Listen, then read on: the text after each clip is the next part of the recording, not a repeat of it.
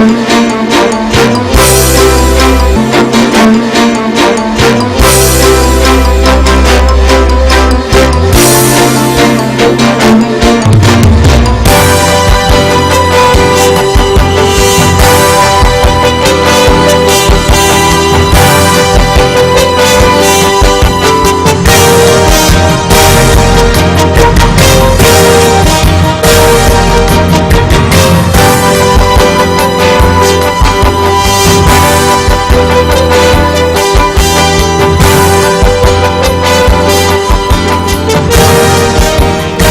evening, good evening, good evening.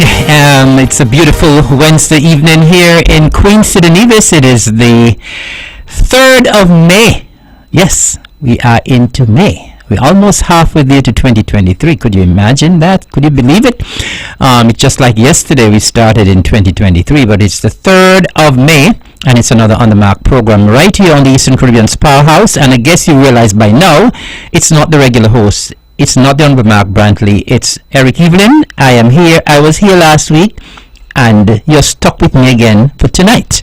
And so I'll be hosting the program this evening, and we want to once again welcome all who have joined us here in the Federation of St. Kitts Nevis across the entire Eastern Caribbean, and of course those joining us in the diaspora. We are so happy to have you. We know that a lot of you look forward to this show on a Wednesday night, and of course we always have a lot of information to share, lots of fun sometimes on the show, and so we welcome all of you who have joined us. We know a lot of persons will be joining us, even not now, will be joining us a little later on. And those who do not join us tonight will join us tomorrow at 1 o'clock for the repeat edition of the On The Mark show. So once again, good evening to all of you. It's so nice to have you in tuned and logged on. Of course, it's the Eastern Caribbean's Powerhouse, Vaughan Radio 860 on your AM dial and www.vaughanradio.com. And of course, those of you who would want to join on the show later on, our numbers are 869-469-1616 or 1700. The Honorable Mark Brantley has left today. He will be attending a big celebration on Saturday. Yes, the coronation of King Charles. And so he will be in London as a part of the federal delegation. And so I'm holding the fort for the Honorable Mark Brantley until he returns next week. And holding the fort also means I'm here with you for On The Mark tonight, the 3rd day of May 2023. So once again, good evening and welcome all. And of course, normally at the top of the show, we normally do a little housekeeping matters. Of course, last week when I was here all alone for 2 hours. But that will not be the case tonight. I have quite a few persons who will be in the studio with me this evening. I have 2 guests who are already in, and I have another 2 who will be coming in a little later. So I'll have company tonight, and so I'm happy for that. And just before we speak to our guest, just some housekeeping matters as usual. We want to extend birthday greetings, anniversary greetings to any of you who are celebrating your birthday today, your anniversary, any type of celebration that you have. We want to say happy anniversary, happy birthday to you, whatever you're celebrating. Hope you've had a wonderful day, and I trust you'll enjoy the rest of your special day. Want to say a special birthday shout out going all the way to New York City, saying good evening, good night to Hillary Doc Gishard. Doc, you're celebrating your birthday today, I understand, and we want to wish you a happy birthday. We hope you've had a great day so far. Hope the weather is good up in New York. Here it's hot. It's steaming hot here on the island of Nevis for the past couple of days. Very, very hot. I think it was supposed to be 90 today. I don't know what the weather is like in New York. I know recently there have been some strange weather patterns in New York and in the rest of Europe where you get hot days today and then the next day you're getting snow. So I don't know what it is like in New York City today or the rest of Europe or North America. But whatever the weather is like, Doc, we hope you've had a great day. Enjoy what's left of your evening. And I want to extend some advanced birthday greetings to Karen Herbert. You're celebrating a big milestone on Friday coming, and so I hope you will have a wonderful day come Friday. And anyone else who's celebrating a birthday or anniversary, the very best to you from us here at the Eastern Caribbean's Powerhouse and from us here on The Mark. And of course, we know, as I said last week, we have quite a lot of persons in the bereaved column. I know I would have done some shout out to some folks last week. I'm going to do that again because, of course, here in Nevis, course, we are one big happy family. And when persons hurt, when persons are mourning, we hurt and we mourn with you. As I said, we are one big happy family here on the island. And I know this afternoon I would have gone to a funeral, and so I want to say good night once again to the Watley and the Lance family down there in Hanley's Road, or wherever you are. We would have laid Ellsworth, Keith, Joe Watley to rest this afternoon, and of course the family had a lot of support, but I know it's still not easy. And so to Genty and the children and all of the relatives, the siblings, we want to say good night to you. Keep the faith. Keep the faith. And once again, we want to say good night as well, and condolences again to the family of the late Edison Paris, our very own Edison Paris, who worked at NTV, and he will be laid to rest on Saturday afternoon. And then we have the family of the late Yolanda Liebert. She will be laid to rest on Saturday as well, Saturday morning. And of course to the family of the late Reverend Eunice Griffin, and the late Ishmael Hanley, and we have our very own Benito Walters, and to the family as well, and to the family of Greta Maynard over in Newcastle. And so those of you who are in the bereaved column, we say good night to you, and we wish you the very best. Continue to hold to God's unchanging hand, and he will see you through during this very, very difficult period. And of course, we also want to say good night to those who are not feeling so well, those who are a bit under the weather, those who are in the homes, whether you're at the Flamboyant home, if you're in the hospital, if you're in the home in Gingerland, we say good night to you. And of course, we say good night to all the folks who are taking such fabulous care of you. And no, we go on a bit of a higher note. Now we want to say I have been asked to extend some congratulations to the Stepping Stone Daycare. They are celebrating their 33rd anniversary this month. I have been advised that they would have started in 1990 with only 7 children, and they have grown tremendously.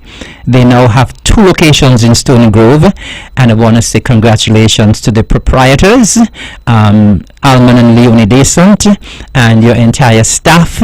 And I know you have done a human service to the children over the past 33 years, and so we say good evening and congratulations to you on doing a wonderful job with our young people.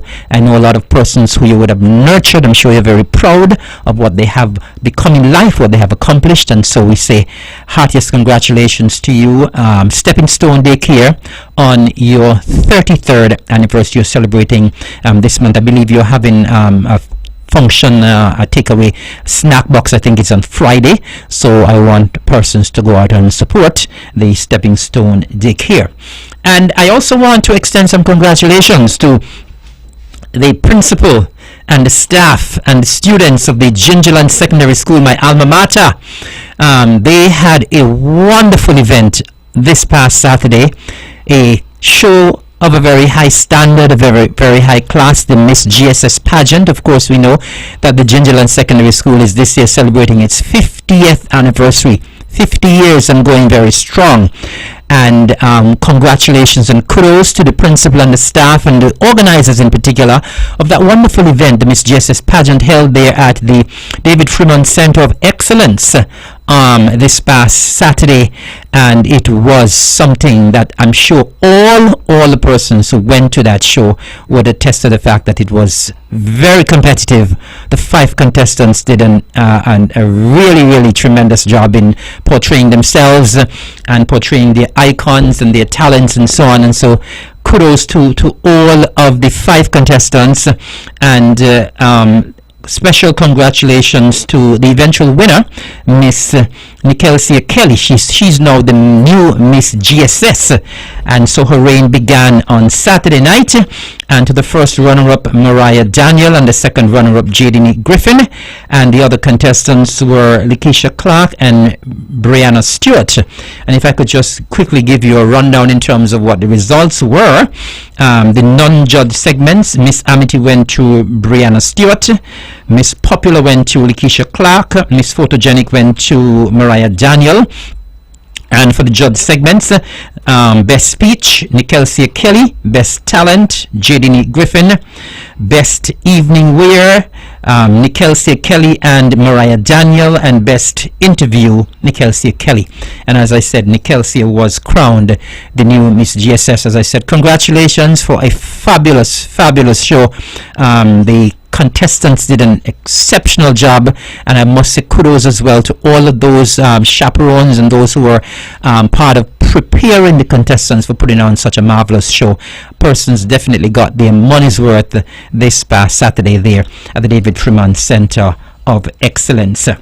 And just before I go to my guests, I also want to say as well that this year is Tourism Awareness Month. We would have had the official start this past Sunday with a church service there at the Combermere Methodist Church. We want to say thanks once again to the Combermere Methodist Church for welcoming us so warmly. We had representation from the Ministry of Tourism that spearheads Nevis, the Tourism Awareness Month called Exposition Nevis. We had representation from the Nevis Tourism Authority and other tourism stakeholders and other invited guests who showed up there at the Combermere Methodist Church on Sunday. I had the privilege, in the absence of the Premier, to make a few remarks and to officially declare Tourism Awareness Month open. And so we trust that you will support all of the activities for Tourism Awareness Month. Of course, you can get the information on their Facebook page, Nevis, the Ministry of Tourism. You can get information here on radio, on television, on social media, and so we ask you to support. I think they have, I know they have an activity at the Heritage Village on Friday. And we know normally anything that happens at the Heritage Village is normally well put together, well organized, and well supported. And so we're asking you to support the activity at the Nevis Heritage Village there at Fothergills this coming Friday. I think it's from 10 until 5. So please go out and support. And of course, you get all of the usual delicacies that you normally get at the Heritage Village, including the hot bread and butter. And so please go out and support. Two other bits of information before I go to my guests. And this one is from, these two pieces are from the Empire Sports Club that I'm the president of. We are having two fundraising activities coming up very shortly, and so we'll be asking persons to support those activities on the 14th of May. There is something called a Mother's Day Cricket Special, and it will be happening at the VOJN grounds.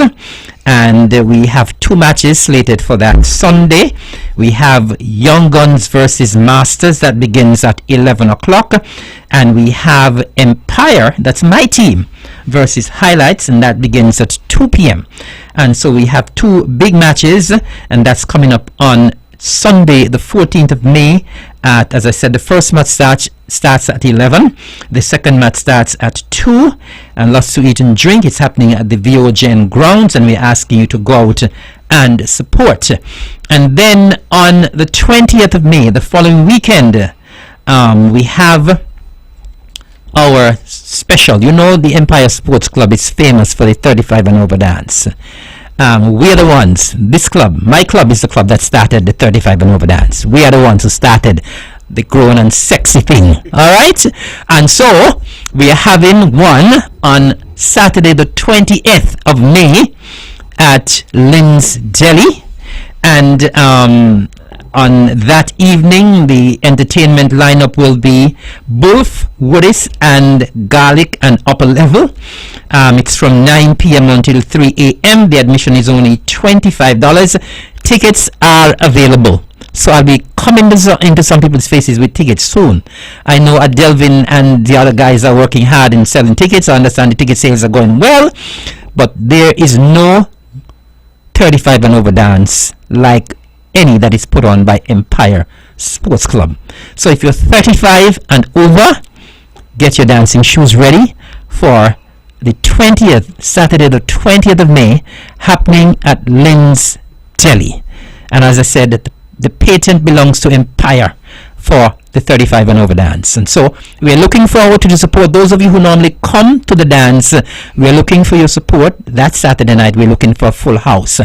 And the reason why we're putting on these fundraisers is because we are celebrating our anniversary as usual this year. Our anniversary month is normally November.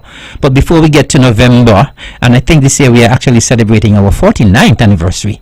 So next year will be a big year for us.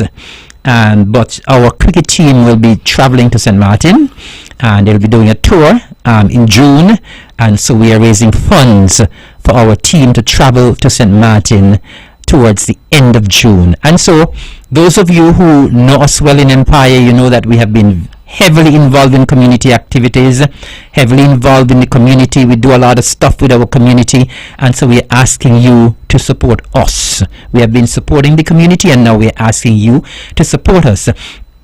So on the 14th, Sunday the 14th, we have the cricket special at the OJN, and then on Saturday the 20th, we have the 35 and over dance, and that dance is dubbed Mood for the Mature. Right? That dance is dubbed Mood for the Mature. So we're looking for the mature crowd, 35 and over, and so we are looking for your support come the 20th, Saturday the 20th of May. As I said, I'll have tickets on sale, and so I'll be looking for some of the persons who normally purchase tickets from me. And so if you don't have your tickets yet, look for me.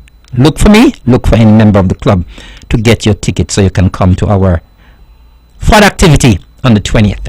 All right, well, that's about it what I have for now in terms of information that I want to share with you. And so now I'll be getting ready to talk to two of my guests who are already in the studios. And as I said, I have two now, and I'm expecting two a little later on. But I am delighted to have these two guests here with me tonight. One was here very recently, you know, so I hope he doesn't feel like I'm bothering him, that I'm calling him on the program too often. But even if he thinks so, he would not tell me. But anyway, I will let them introduce themselves. But I'm happy to have my first two guests for the show this evening for On the Mark, and I will allow my guests to introduce themselves. Hi, good evening to the listening public. Good evening, Minister Evelyn, and it's a pleasure to be here again with you this evening. As once the general public see me here on the radio, then they know it's something related to agriculture. Yes. My name is Randy Elliott, Director for Agriculture. Good evening, my name is Siobhan Walwyn. I'm the Marketing and Communications Officer for the Ministry of Agriculture.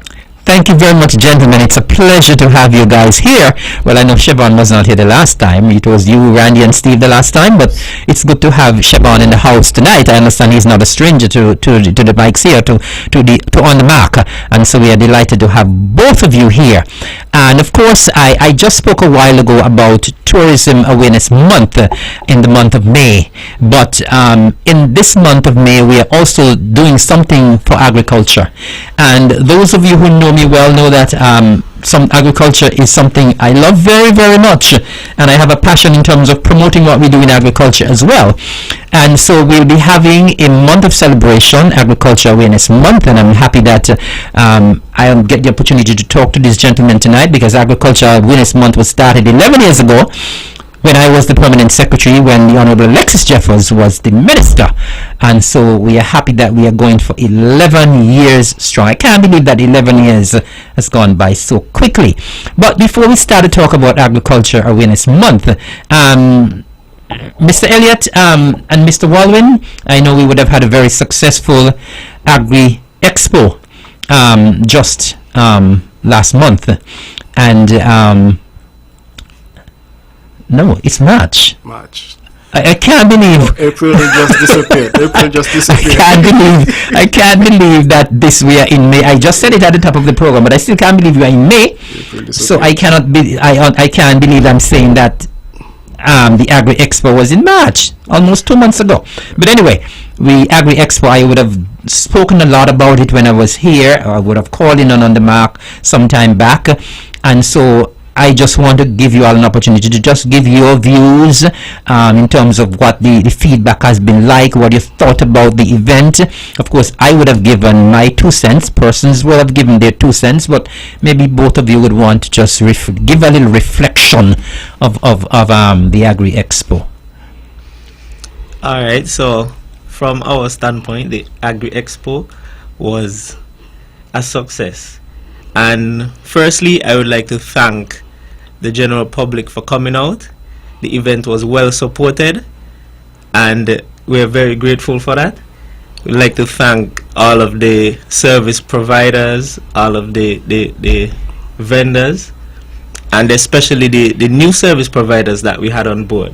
As you know, we transitioned into an expo, so we had some agricultural service providers and affiliated agricultural personnel.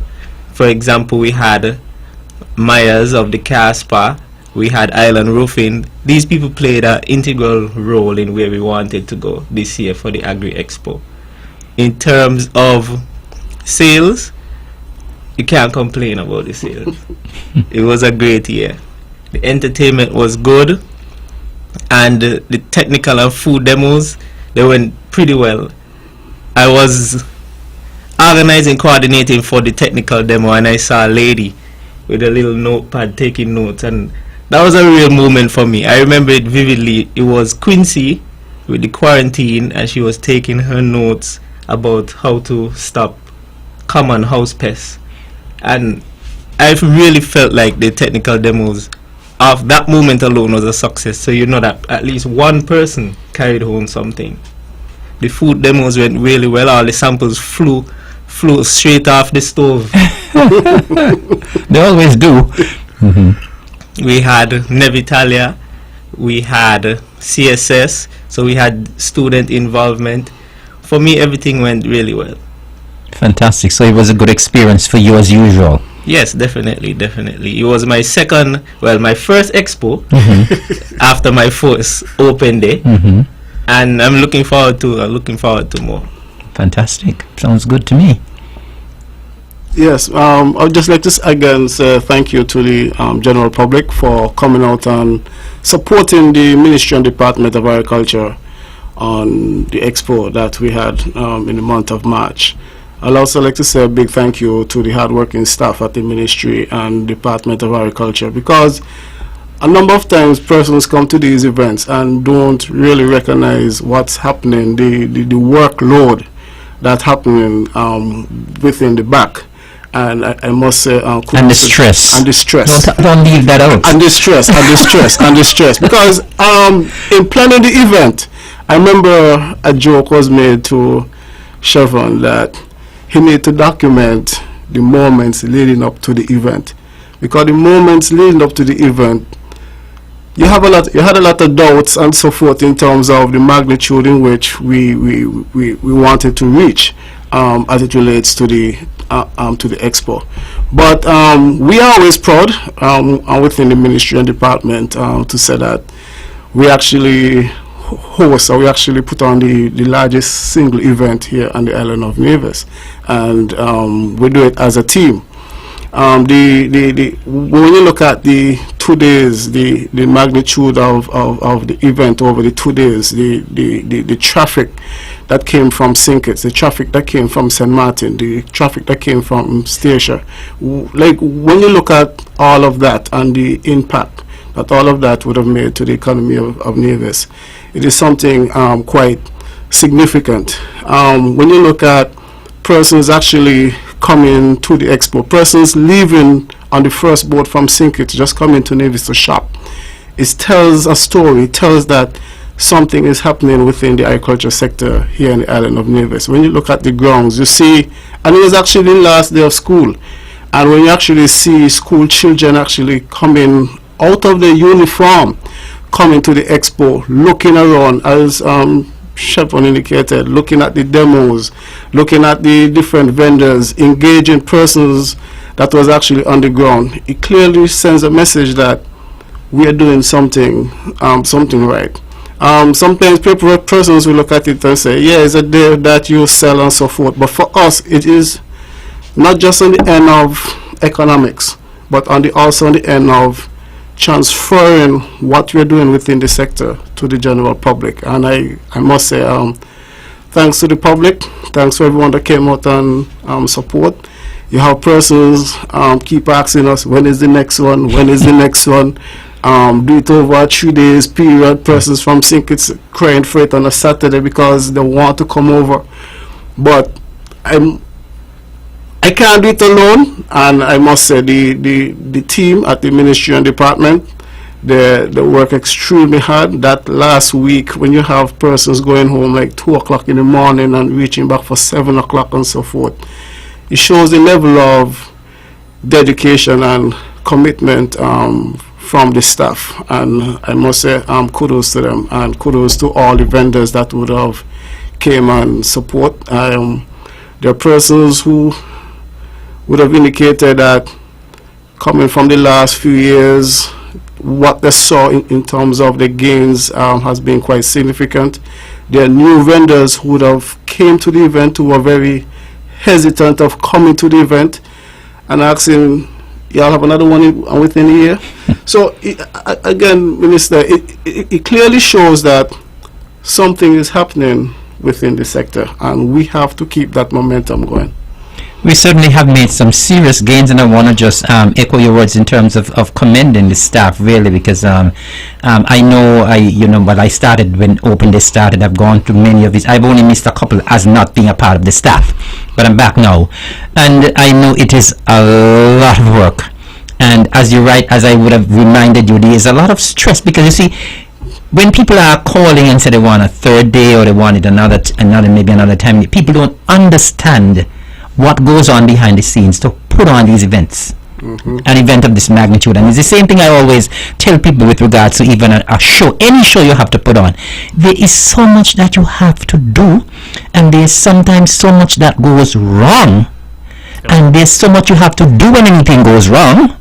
I could recall when we used to have these meetings, these opening meetings, so much, people sometimes end up cussing each other and that kind of stuff. Yep. I remember when I was down there the afternoon before the event, a young lady, one of the young ladies in the department, you got in a little tussle there with the PS because you're getting things organized, and you don't want you're on a high, and then you don't want anybody to mess up anything. So the staff really does an amazing job every year, and I have to say kudos to them. It's not easy to pull off something of this magnitude.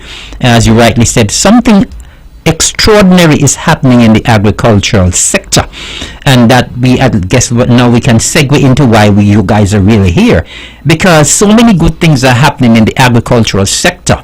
The people of Nevis and St. Kitts and the region and in the diaspora, they must be kept abreast. They must be made aware of what is happening in the sector, because a lot of things are happening, a lot of exciting things are happening, and more exciting things are going to be happening as well. And so tell us a little bit about Agriculture Awareness Month. Why are we celebrating Agriculture Awareness Month? Well, I personally think you are the perfect individual to speak of why, but I can vividly remember a conversation when you would have had with the then director, Mr. Keith Leamre, in terms of the wishes of the former minister Alexis Jeffers, as it relates to keeping the sector in the face of the general public, and they were toying with the month of May. Why May? Because it's normally a dull moment coming after Easter and so forth. It's normally a dull moment on the island of Nevis. And I remembered when Amri said, okay, we're going to go forth. We started to toy in terms of, boy, what can we do that could extend over our entire month of May? But as the years progress, we continue to add, we continue to subtract, we continue to stick with some of the events. But the whole goal and objective of it is to highlight the agriculture sector, what's happening within the sector, and also to try to encourage additional persons to enter the sector, may it be by profession, may it be via as an entrepreneur, whatever it is, but it's to try to encourage persons to get involved in the sector and to appreciate the agriculture sector. Definitely, and of course we have to continue to remind people as well that we want to always be pushing our local products, because a lot of people are getting sick now. You heard me when I was calling out the persons who are in the bereaved column. Yes. And a lot of people keep saying a lot of people are dying because of the food that they are eating and that kind of stuff. We don't know. But it is possible, and so that is why we are trying as much as possible in the agricultural sector to push. We want to grow more of what we eat. We want to eat more of what we grow, and so Agriculture Awareness Month is all part of that. Now, tell us what is in store for Agriculture Awareness Month, because I'm sure you have a lot of it in store. The people need to be aware. There are certain things that the public will be involved in, certain things that the staff will be involved in, and so people need to be aware. So at least when something is happening and they have to be involved, that they come out and support wholeheartedly. Yes. All right, so we have a calendar of activities for the month, and Agriculture Awareness Month has begun. We started on Tuesday with a staff devotion, which went really well. We had a message on togetherness and love from Mr. Dylan Webb of Legacy International. And if I could just interject here, I know you're going through the calendar, but I must say that I thoroughly enjoyed the devotions. Yesterday, I thoroughly enjoyed. I was not there last year. I think last year was the first time you had the devotions, right? Yeah, it was for World Food Day. Right. And so we started with the devotions this year, and we did it at the Agriculture Department. Instead of going to church, we had church at Agriculture yesterday. And I really thoroughly enjoyed that devotion. I know previously when I was there, we used to go to church, and, you know, the numbers were not the best, but it was good to have almost the entire staff there yesterday. And with praise and worship, I thoroughly enjoyed it. All right, go ahead, Trevor. All right, this morning we had an extension division training at the Disaster Management Conference Room. This was facilitated by Mr. Walcott James, former Chief Extension Officer. Tomorrow we have a field visit, so they will get practical exposure to what they learned. And just the public to know, the extension division, these are the group of technicians that when you call the department with any issue, whether it be on your farm, may be in your backyard, maybe with a tomato plant, a fruit tree, these are the officers that come to your service. And we believe that training of these officers is essential, and hence why we would have had some technical training with them this morning, and as Walwyn indicated, the practical sessions tomorrow. Great. That's where I started in extension. Yes, and it was also mentioned this morning that you are also Officer of Excellence for the region twice in a row. Yes. So I must say congratulations Thank you, to you sir. also. Thank you. All right. On Saturday, well, each Saturday in this month, that's the 6th, the 13th, the 20th, and the 27th, we'll be having a fish pot making workshop at the Jessop's playing field, starting at 9 a.m. each Saturday, and this is held in collaboration with the Ministry of Health, Gender Affairs and Social Development. This is being spearheaded by the Department of Marine Resources, which is a part of the Ministry of Agriculture. On Wednesday, If anybody wants to go to that workshop and they haven't signed up yet, is space still available? I think space is still available, but persons are asked to work with maybe the hacksaw and pliers, Okay. so they could cut their own fish pot stick and they could use the pliers to Okay. ting the wire. And again, in discussion with the Department of Marine Resources, again, this is also essential as a tool to equip persons within the public of how to go about preparing material to garner your own food. Good. On Wednesday, May 10th, we have livestock farmer outreach for District B. On Saturday, May 13th, we will have, for the first time, a family picnic, which is a lunch and fun day at the Indian Castle Fruit Orchard, starting at 10 a.m., goes down to about... Just before you go on, the outreach, could you repeat that outreach for livestock? Is it for livestock? Yes. farmer? livestock farmer What? outreach. Tell us a little bit more about that. What the division would have done within the entire year, as doing part of the routine checks and so forth, they would have identified one or two individuals within the two districts, District A, District B. One of the district runs to Gingerland, go back round to Castle. The next one is from Castle coming back round to Jessop's. So they would have identified some individuals within the district who probably need some assistance that relates to whether it's cleaning of pen, whether it's improvement in terms of securing the pen and so forth, as some of these farmers suffer from dog attacks and so forth. So the veterinary division has decided that they're going to go out and do some outreach to help to strengthen these farmers. Good. All right, so we go back to Saturday, May 13th. As I mentioned, we have the family picnic at Indian Castle. Last month, we celebrated the second anniversary for Indian Castle. We had open day of sorts that was well supported. There was activities for the kids. People got to pick local fruits, get a tour around the facility. People absolutely love it there at Indian Castle. So we decided to give them another opportunity with the family picnic to come out. Who didn't get to make it the last time or previous times, this is your opportunity to come to the Indian Castle Fruit Orchard. And we do it again because from the last event, you have some persons who are like, they probably see the pictures after, like, oh, you all had an event, we didn't know, so we would like to go there. Again, this is another opportunity for you to be there. We have the entrance is free. It's an opportunity for those of you who don't know what gooseberry is, for those of you who don't know cane fig and so forth, or for those who haven't eaten a piece of sugar cane in a very long time. It's an opportunity for you to come to Indian Castle, not to walk with your bags to say you're going to pick and carry, but it's an opportunity for you to pick and eat on the spot.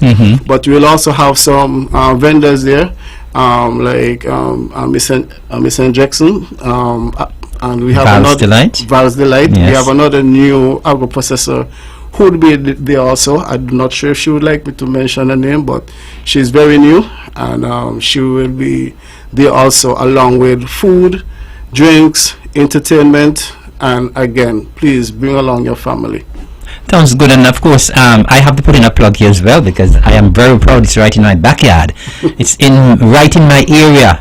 Go down Harris Road and it's down at Indian Castle, that fruit orchard. I mean, it's making waves.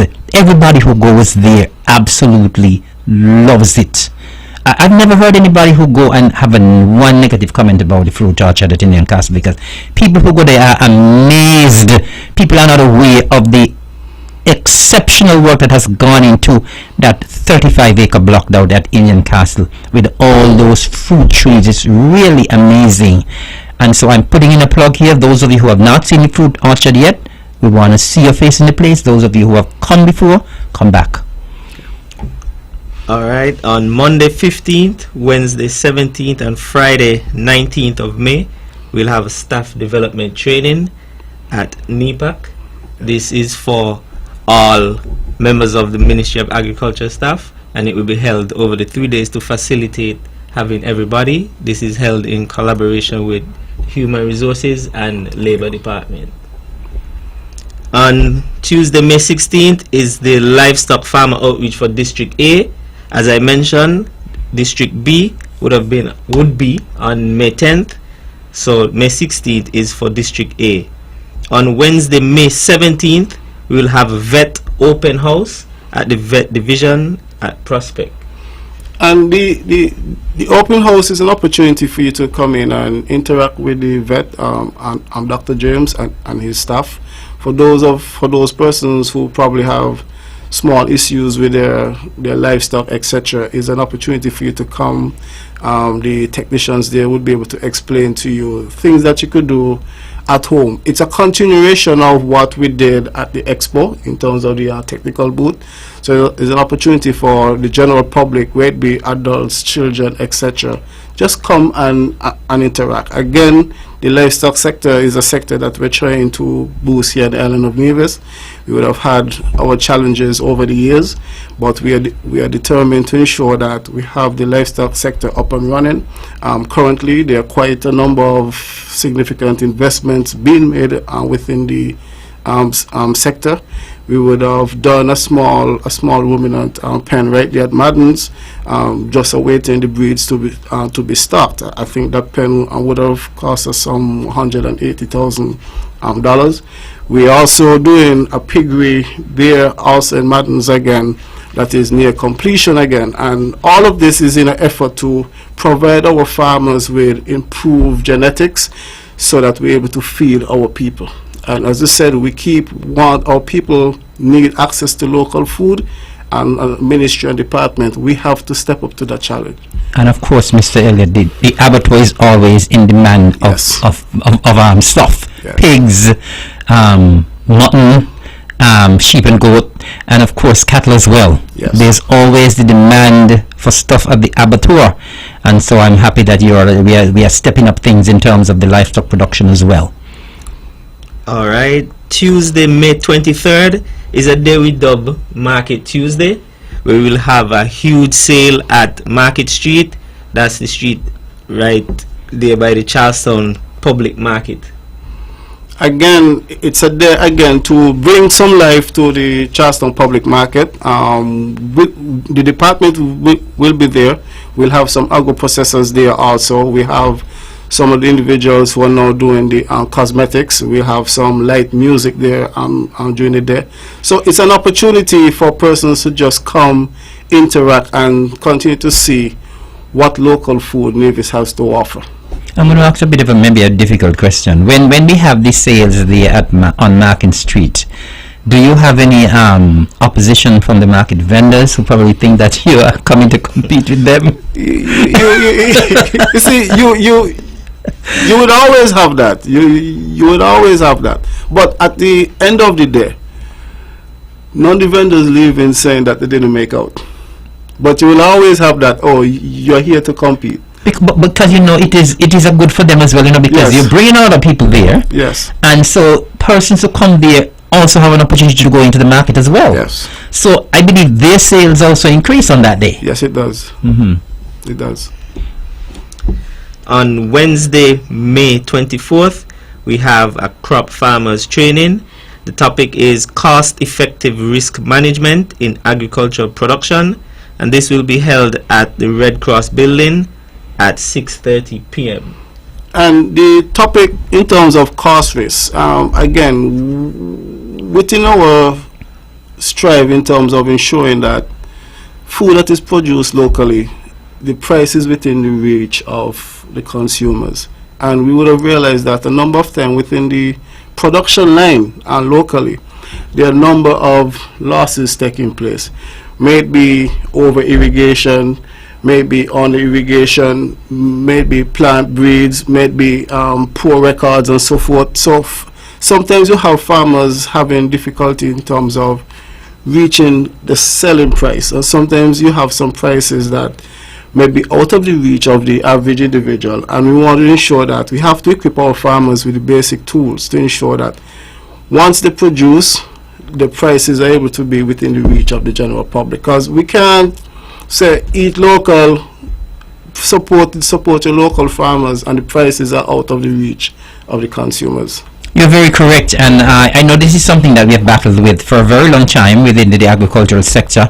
We're trying to teach farmers how to compute the cost of production, because I know, and this is not unique to Nevis only and to the Federation, but throughout the region, where we've had this situation where farmers sometimes they are not aware of what their cost of production is, and so a lot of the farmers in the region normally just pull a price out of the hat and say, well, I'm going to sell my tomatoes for this, or I'm going to sell my peppers for this, or I'm going to sell my pumpkin or my watermelon for this, and they do not stop to think about, well, how much did it cost me to produce a pound of this product? Yes. And so I hope that will be stressed during the training, the cost of production in particular, because our farmers need to be aware in terms of how you come about the cost of production, and how sometimes you can actually cut back on the prices of what you sell your products for, and you can still make a decent profit. That's the most important. We don't want our farmers to lose. We do not want our farmers to lose, but people must be aware of what the cost of production is. At least the consumers need to be happy as well, and so we want to ensure that they know what they are putting in, so that they can charge a reasonable price for their product. Yes. On Saturday, May 27th, the New River Farmers Cooperative is hosting a pageant, Miss Earth Princess Pageant, at the Nevis Cultural Complex at 7 p.m. And this pageant is promoting climate safe agriculture, so the students that are entering get a chance to learn, and you, the audience, will get a chance to learn about climate safe agriculture. The competing schools are Ivor Waters Primary, Charlestown Primary, Nevis Academy, Elizabeth Pemberton Primary, Maud Cross Preparatory, and the Joycelyn Liebert Primary School. It is the tickets are $15 for children ages 5 to 16, $25 for over 16 years. At the gate, the prices increased by $5. And I just want to add to that, also on Saturday the 27th, there will be Goshen Market there. That's Legacy International Church. They're having a market there, right there, Cherry Garden. Again, so the Saturday the 27th is a packed day of agriculture. You have the market there from 9 a.m. to 9 p.m. Lot of funds, lot of stuff to purchase, and then you have the Miss Princess, Earth Princess. Princess in the evening. Mr. Elliott, I know over the years, as part of Agriculture Awareness Month, the New River Farmers Cooperative normally have an exhibition. So are they replacing the exhibition with this pageant this year? And if so, any particular reason why? I mean, you're not a part of the cooperative, but you may have some information as to why the change from the regular. I know they normally have something at New River. In May, yes. Right, as a part of the Awareness Month. So I was wondering if this pageant replaces that, and any particular reason why. No, I think it's just for this year. The group is going to have the pageant. I think it's just for this year. But the specifics behind, no, I'm not aware of the specifics. All right. On Tuesday, May 30th, we have Livestock Nutrition and Care. This will be held at the Red Cross building at 7 p.m. So the livestock farmers get another opportunity to get assistance, to get education, and to push for animal husbandry and animal care on the island of Nevis. And of course, I think as well our animal farmers need to step up their game as well. Of course, we know when I was there as well, we always try to push in terms of husbandry, where people, they have raised livestock, but a lot of people just do it as a little pastime. We want people to see this as a business, because I mean, when we had the Agri Expo, Gary, the abattoir ran out of mutton on the second day, right? And so we never have enough mutton to sell, no matter how much mutton we take to the open day. It's never enough. Even pork we're running out of now. Could you imagine that? Even pork. But we just hope that the general public realize that the efforts that we are putting within especially the livestock sector, from the open house, the community outreach, the investment that we are making, along with the training with our farmers, the investment in the abattoir, where you don't have to worry in terms of where I'm going to move my animals. You just take them straight to the abattoir. The market is always ready for local livestock.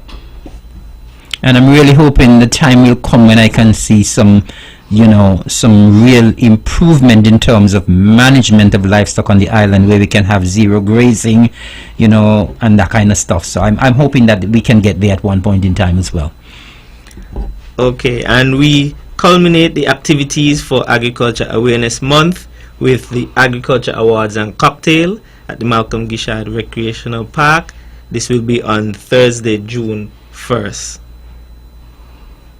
All of this information is available on the Nevis Agriculture Facebook page.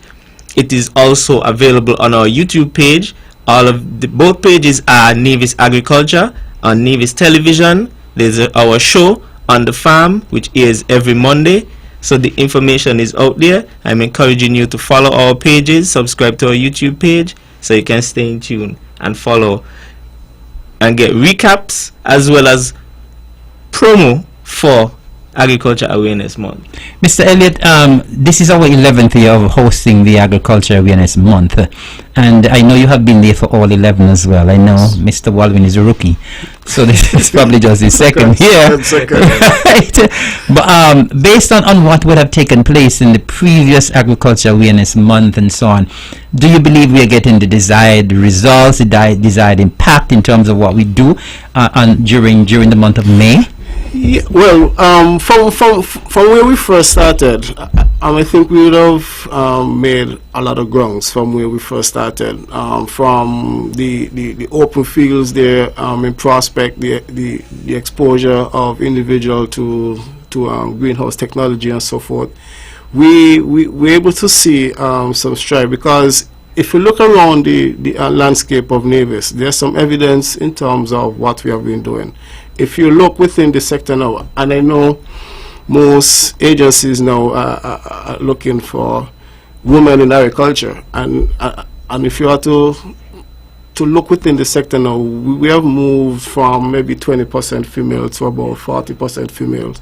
If you look within the staff within the department, quite a bit of females also. If you look at the whole dynamic of the staff itself, is a very young team, so it clearly shows that you're appealing to the young audience. If you look at the landscape of the farmers here in the island of Nevis, if you realize, you're seeing a big change where now you're seeing a lot of young individuals getting into agriculture. And I wouldn't just say young individuals, young entrepreneurs getting into the sector, investing and now getting into the sector. Like if you look at, for instance, Mackey Trust, you look at Dr. Rollins. These are non-traditional farmers who you now see getting in within the sector. So it clearly shows that the message that we are sending, it is one that the general public is listening. If you drive through Cherry Garden, you drive through a number of the housing projects, or even not just the housing projects, you're seeing quite a bit of backyard gardens and those sort of things popping up. If you look, I remember there was a point in time, everybody wanted flowers, roses, crotons in the yards. Now you're seeing propagation is bombarded with requests for mango tree, guava tree, citrus, and those kind of things. So it clearly shows that. To guess, but if there's anyone out there who have a quick question for anything agriculture related and you want, or anything about the month and you want to call in quickly, 869-469-1616 or 1700. I have here with me Mr. Randy Elliott, the Director of Agriculture, and Mr. Chevon Walwin. He's in charge of marketing and communication in the Department of Agriculture. So if you have a quick question and you want to pose to any of the gentlemen here before they leave, they'll be leaving very shortly, because as I said, I have a packed house tonight. I have 2 more guests waiting, and so if you have an agriculture related question and you would want to call, please feel free to do so. So as we wrap up with our Agriculture Awareness Month of activities, and of course we would have spoken about the Agri Expo as well. Mr. Elliott and Mr. Walwin, you just spoke about young persons getting involved, and I have to give kudos to that as well. Of course, I commend the steps that have been taken by the department in terms of promoting and getting a lot more young people involved, because we are really, I remember when I started out as an extension officer, the average age was like persons in the 60s and 70s, but we do have a lot more young persons involved, and because guess what? People are understanding now that money is in agriculture. Yeah, money is it. Yeah, and not just money. I'm wondering if some of them have completed counting their dollars, and they're probably still smiling going all the way to the bank. Yes. So people have to realize that, listen, money is in this thing, and it's not just a little pastime. When we were growing up, it was just people considered agriculture as an old people thing. Yep. That's not the case anymore, and so we are happy that a lot more young people are getting involved in the sector. There's a lot still work here to be done, but we are getting the message out, and I really want to say kudos and commendation to the department once again for the good work that is being done there. And of course, as you talk about young people, you have a young communication officer now to replace an older one. Right? And so kudos and commendation to you gentlemen. So I'm going to give you another opportunity to encourage persons to be a part of the Agriculture Awareness Month, and just for your final words from both of you. Well, come out, follow the schedule. You have events like the Indian Castle Food Orchard Family Picnic. You have the trainings. I'm encouraging you to come out, see what we do, see what we have to offer for agriculture, and be educated and entertained. Yeah, and I'd just like to tell the general public, even though you may not be a farmer and you realize that we have a training, please feel free to attend one of the trainings. There's some of our major farmers now came to the meetings, but they were not farmers. They just came to meetings and saw what's happening and buy into it. So we're asking the general public to just come out and support. Again, for those who may not be able to take part within the month of activities, the ministry and department is open every day from 8 to 4 p.m. Feel free to reach out to anybody from the ministry and department. Any question, maybe within your backyard, maybe with a goat, with a sheep, a pig, etc., please feel free to reach out to us, because that is our duty, to continue to promote healthy eating, healthy lifestyles, and to ensure that food sovereignty for the island of Nevis. Thank you very much, gentlemen. I just want to endorse all of what you guys have said, and I want to encourage persons to follow and know what's happening during the month of May for Agriculture Awareness Month. We want you to get involved when you can be involved, and of course, we want you to get involved in agriculture, grow more of what we eat more of what we grow, support local, eat healthy. Thank you very much, gentlemen, for being a part of On the Mark tonight, and we do look forward to Agriculture Awareness Month, and of course you'll be seeing my face for a number of the activities. So good luck, and congratulations once again on the activities, and congratulations once again on a very successful Agri Expo. Thank you, gentlemen, for being here tonight. Thank you. Thank you for having us. Thank you. All right. Well, there you had it. Two of my officials from the Ministry and the Department of Agriculture. And we had Mr. Randy Elliott, the Director, and Mr. Siobhan Walwyn, who is in charge of communications and marketing at the Department of Agriculture. And they were speaking primarily about Agriculture Awareness Month that is taking place during the month of May. And of course, we want to thank them very much, and we want to ask that you support. We're almost up to the 9 o'clock hour. We have two more guests who will be slipping into the studio anytime now. But in the meantime, if anyone is out there want to give a quick calling right now, or anyone else who would like to call in and give any little quick information before we go to our other two guests, please feel free to make that call now. 869-469-1616. 869-469-1700. And once again, we want to remind you that you're in tune to the Eastern Caribbean's Powerhouse, Vaughan Radio 860 on your AM dial, www.vaughanradio.com. And this is On the Mark for today, Wednesday, the 3rd of May, 2023. And once again, I am Eric Evelyn, sitting in for the regular host, the Honorable Mark Brantley, who is not here with us this evening. Well, as I said, he will be witnessing that big, massive coronation event on Saturday in London, at Westminster Abbey, the coronation of King Charles. And so I'm sitting in for the Honorable Mark Brantley tonight. Once again, welcome to On the Mark. And we just had two of our guests just left the studio, Mr. Randy Elliott and Mr. Siobhan Walwyn. And in the meantime, I think we have a caller online before we go to our other guests. Good evening, caller. You're live on the Mark. Good evening, Honorable. How are you? I am good.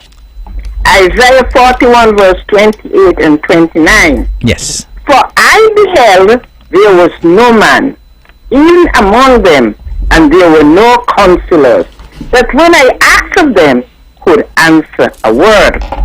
Behold, they are all vanity. Their works are nothing. Their molded images are wind and confusion. Have a good night. Sympathy is going out to all who lose their loved one.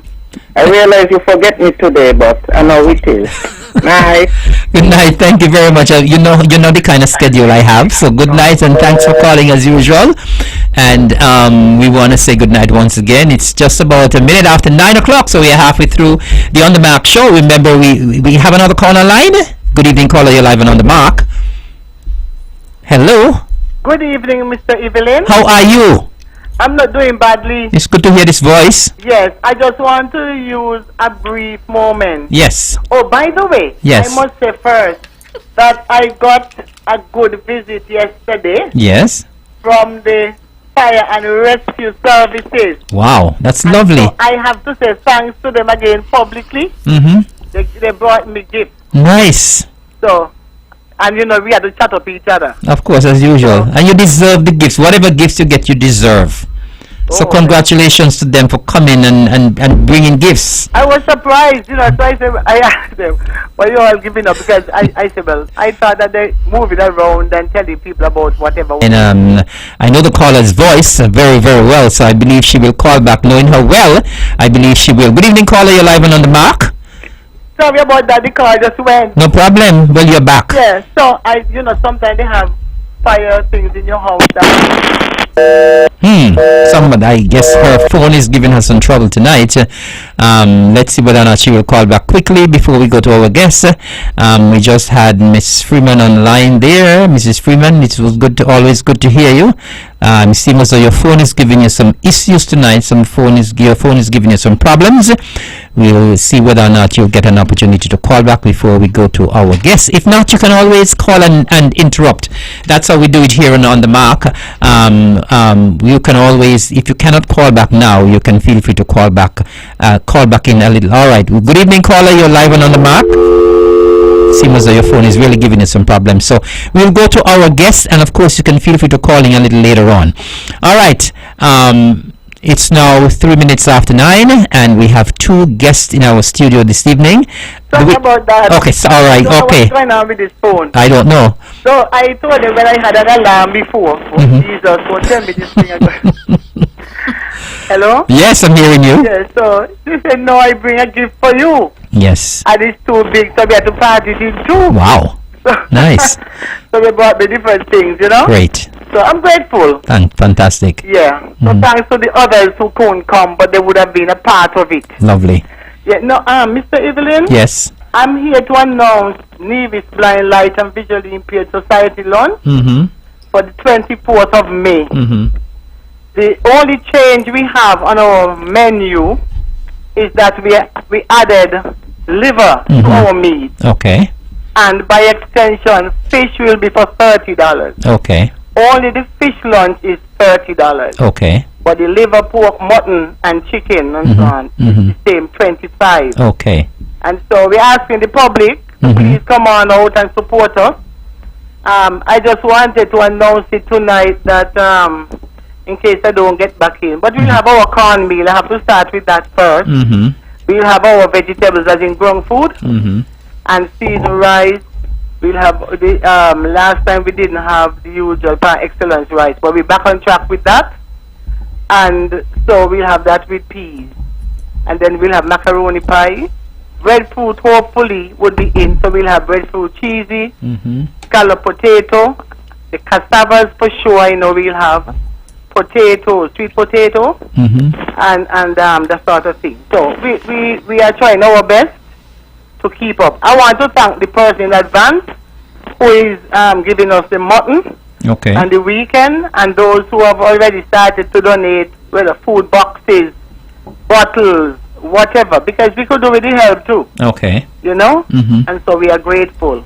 So cost for the lunch $25, except for the fish is now $30. I think we have been doing the fish for a long time now, and cost of fish gone up. Yes. And it is that. But come on out, please support us as you usually do, and we are looking forward to the tickets. Some of the tickets you will see that they mark from 11 a.m. But it's not a big difference between 11 a.m. and 11:30. And I know some persons come. Mr. Evelyn, I don't know. One time I tried to put a tent in the yard, but persons seem not to like it too well. They prefer to be standing outside the door. Since with this COVID thing especially. And so I was thinking, what can we do? And when the traffic will let us even put a tent in half the road.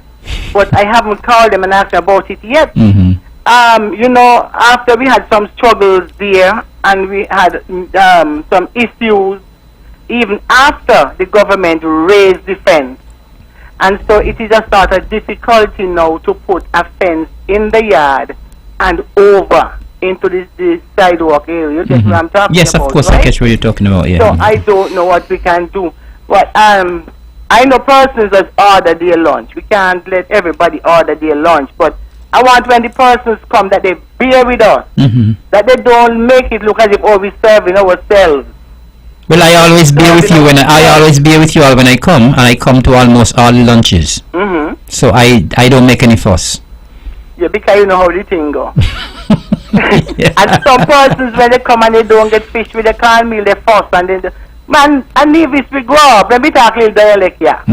We grow up in Nevis. So why before you eat chicken and pork and so with the cornmeal? Some people come and ask for 2 cornmeal to pork. That's what they want. Of course. So, you know, but God is good and He's been helping, and we have to keep our children. We have 3 children with scholarship. Yes. And we have to keep them up to date. Fantastic. And we have one right now. I've gotten a hint. We don't know if the child will have to go back to the States to see about her vision. And I haven't discussed this with the membership really fully yet. But she's one of our children. Yes. And so where we have to help, we'll have to help. And so continue helping us, public, and we appreciate you. And we don't serve ourselves first. Good. And as much as we are members, Mr. Evelyn, yes, we pay for our lunches, you know? No, that's fantastic. Yeah, I pay for my mind, even though they say years ago, Jennifer, you're not supposed to pay for no lunch. But when you look at it, we are raising funds. Good. And the thing about it is that we thank God that when we have lunches, the lunches just go. Go very well. Just go. Kudos to the good work that you always do. And before you go, Mrs. Freeman, you know I'm going to come and buy my lunch. But before I do that, check me. I'm going to give you a donation as well.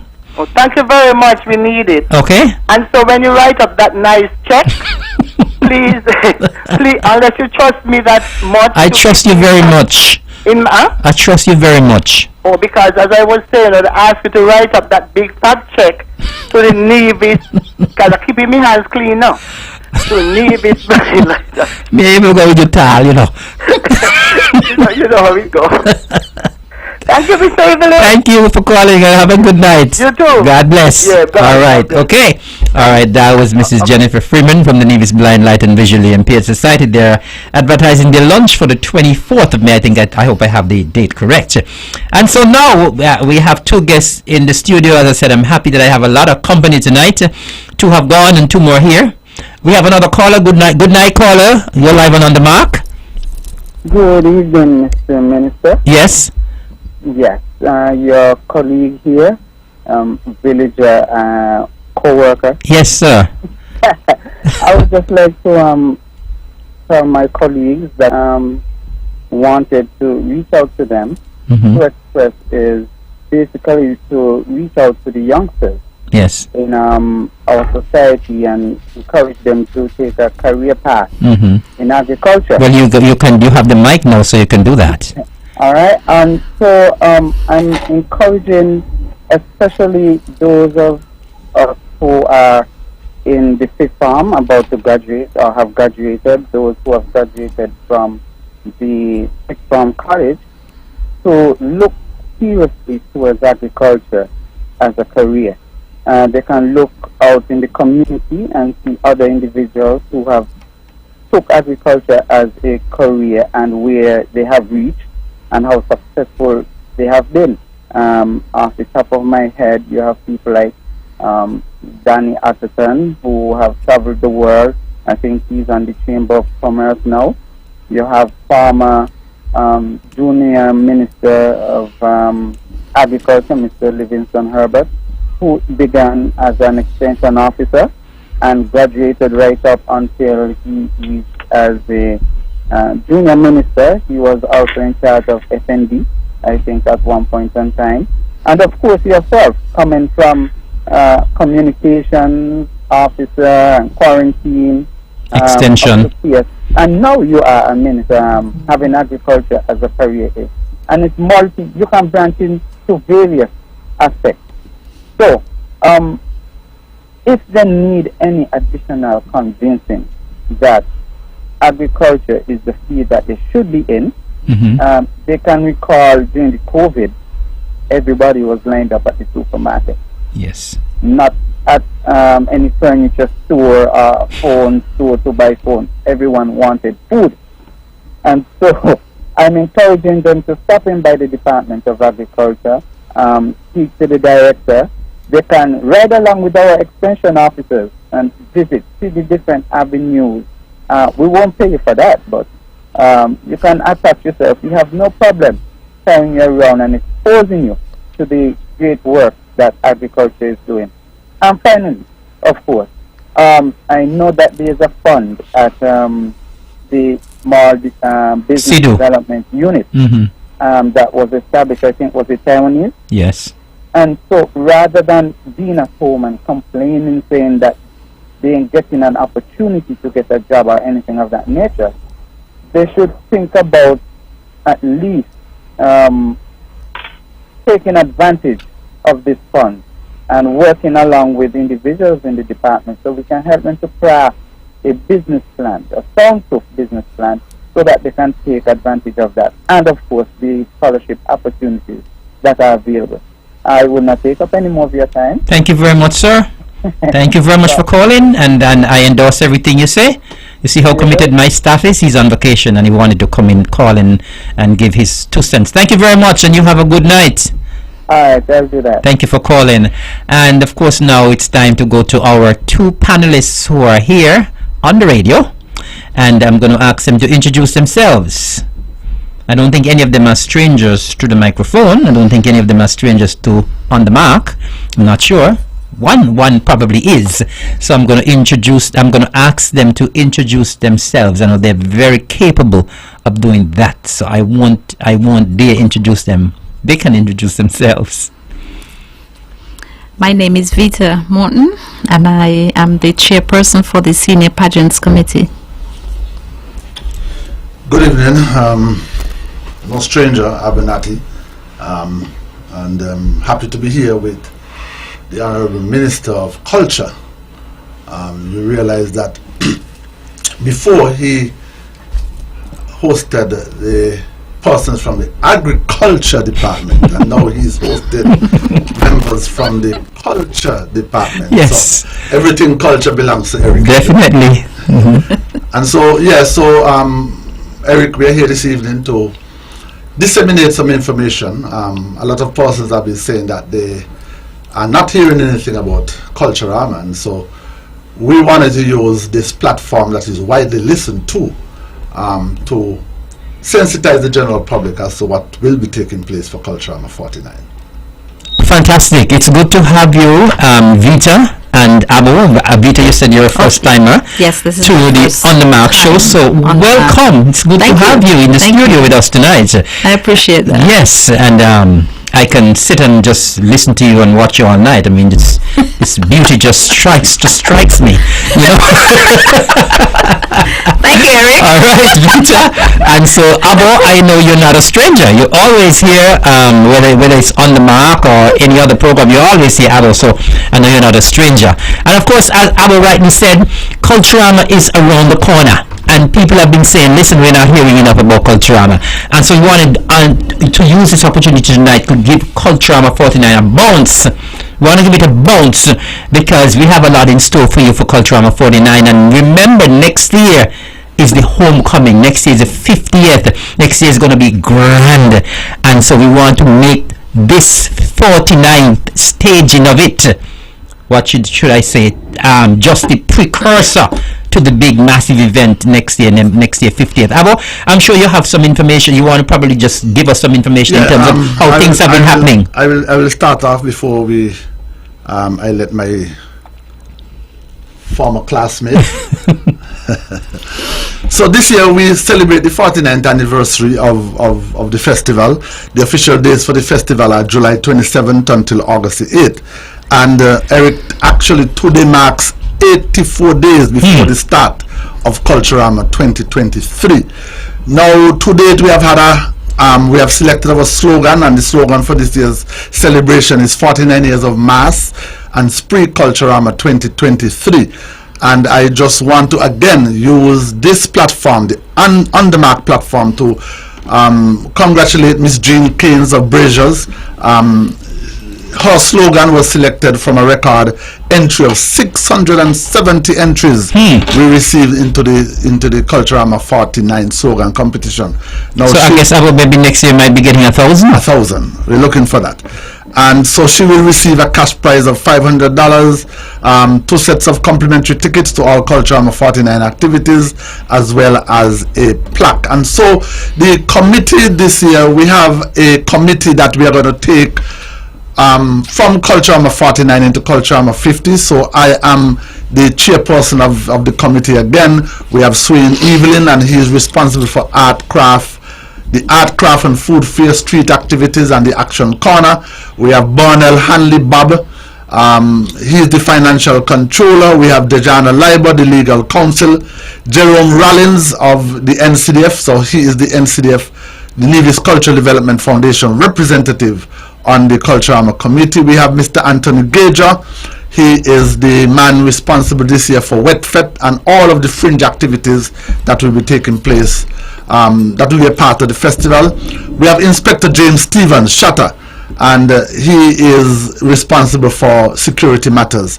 Michelle Libert Rollins, Culture Pot opening ceremony, the Panorama contest. She would liaise directly with the Nevis Cultural Development Foundation and make sure that they are on track with these activities. We have Mr. Fian Hawk Jones. He is the marketing officer for Culturama 49 and 50. Remigio Tebulus Powell, he heads up the Soca Monarchs contest again. We have Visek, and Visek, we have Vita, Sherry, Esther, and Candy. That's the acronym spelled out, Visek. These are 4 persons, and Vita would elaborate on their involvement in Culturama when her chance comes around. And finally, we have Mr. Warren Moving, who is in charge of Visek is responsible for all pageants. I know that when Vita spoke a while ago, she said senior pageants, but it's pageants because she also has responsibility, Visek, for the junior pageant, which is the Mr. and Miss Talented Youth pageant as well. And Warren Moving, he is responsible for the junior as well as the senior Kaiso contest. So in terms of updates, Eric, we launched registrations earlier this year. I think it was sometime in January, and so we launched the registration. The registration forms are available on the Culturama website called www.culturamanevis.com. And so the pageants, we have forms there for the Mr. and Miss Talented Youth pageant, the Miss Culture Swimwear contest, and Mr. Cool, and also the Miss Culture Queen pageant. In terms of the closing date, however, the closing date for the Miss Culture Queen pageant ended on Friday, March 31st, and we'll speak to that sometime later in the program. The Miss Culture Swimwear Mr. Cool contest, that closing date ended on Friday, March 31st. And the closing date for the Mr. and Miss Talented Youth pageant is Friday, June the 2nd. In terms of the junior and senior Kaiso contest, the closing dates for the junior Kaiso contest is Friday, June 2nd, and the senior Kaiso contest, that went by already, Friday, April 28th. In terms of the Soca Monarch, the closing date for the Soca Monarch is Tuesday, May the 19th. For both the Power and the Groovy Soca Monarch contest, and the submission, the artists, the Soca Monarch artists, the competitors, they have up until 11:59 p.m. on Friday, June the 2nd to submit their songs. So the registration closes on May the 19th, but they have an additional probably 2 weeks where they have to submit their songs to the email address in the MP3 format, to the email address music@culturamanevis.com. And so we have also the junior and senior street parades. The closing date for that is Friday, July the 7th, and also Friday, July the 7th sees the closing date for the Juve troops, because we are seeing some persons this year showing an interest in organizing Juve troops, and so we are making that possible for Culturama 49. Now quickly, Eric, in terms of the core calendar of activities for the festival. And when I say the core calendar of activities, these are the activities that the Culturama committee will be organizing. The fringe activities will be added.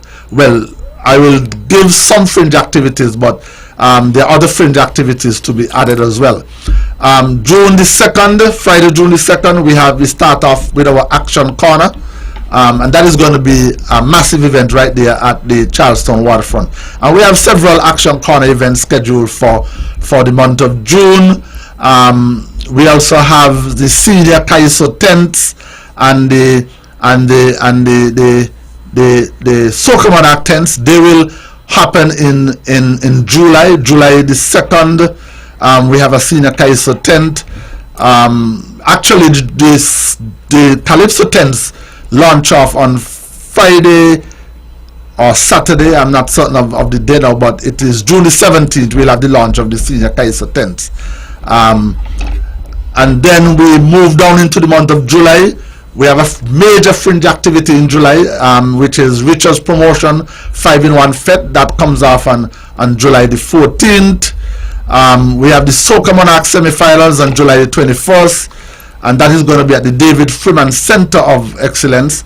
On Saturday, July the 22nd, we have the opening night of the Cultural Village. And then on Sunday, July the 23rd, we have the Senior Kaiso Fiesta, or the Senior Kaiso semi-finals. And that is going to be, again, at the David Freeman Center of Excellence. And then we move into the official start of Culturama 49, which is going to be on July 27th, when we have the Thursday, July 27th, when we have the official opening ceremony. And that ceremony this year will be at the cultural complex, because we want to twin the culture pot, which is an event that we started for the virtual celebration of Culturama in 2021. We want to twin that event with the opening ceremony, have a grand affair. So that activity will go to the cultural complex. Then we have Saturday the 29th, Friday the 28th, we have a silent party that a private promoter, that is a fringe activity, Mr. Adelvin Philip, he is having a silent party right there at Lynn's Deli, and that is going to be on Friday the 28th. And then on Saturday the 29th, the next day, yourself, Eric, yes, the Empire Sports Club, you have your aquatic extravaganza right there at the waterfront. And then Sunday, July the 30th, we have the Mr. and Miss Talented Youth Pageant. Then Monday, July 31st, right down until Friday, August the 4th, from midday every day, right there in the War Memorial Square, we'll have Poets in the Square. We have a call online. Does this caller want to ask a question? Good evening, caller. You're live and on the mark. I don't want to. Sorry, no question. But it's something wrong with Van Radio. That thing they repeat about 10 times. I think you're probably listening to the FM station, so you probably need to switch to the AM. Okay? That's what that happens sometimes when you listen to the FM version. Okay? Oh, alright. Alright, thank you. Alright. Yes, go right ahead, Abo. And then Monday, July the 31st, we have the Culturama Panorama Contest. And Tuesday, August the 1st, we have the Miss Culture Swimwear and Mr. Cool contests. Wednesday, August the 2nd, we are going to be having the Junior Kaiso contest, and that is going to be an activity at the Charlestown waterfront at 1 o'clock. So right after you leave Poets in the Square, you move to the Charlestown waterfront. We are going to be having the Junior Kaiso contest then. Thursday, so you're moving the venue this year? Yes. Okay. The Junior Kaiso contest usually it's normally at the village, yes, right? The opening. It is held with the opening, right? But because we are going to be twinning the culture pot with the culture pot. Okay. We have taken out the Junior Calypso contest, and it's going to be 1 o'clock at the Charlestown waterfront. And what date is that again? That is Wednesday, August the 2nd. Okay. Mm-hmm. So it's going to be an afternoon affair right there at the Charlestown waterfront, because one of the complaints that we have had over the years is that persons, especially from visitors, they want some activities during the day. Right. And so we decided to to move that event to in the day. And what I like about that as well, I'm not cutting you off, is the fact that a lot of the times the Junior Calypso show goes very late, and we have a lot of children who want to attend. Yes. And then Thursday, August the 3rd, that would be in the day at the Malcolm Gishard Recreational Park. The Taiwanese will be having a Taiwanese expo, day one of a Taiwanese expo. And then in the evening, we are going to be having the Soca Monarch finals. Then Friday, August the 1st, day 2 of the Taiwanese expo.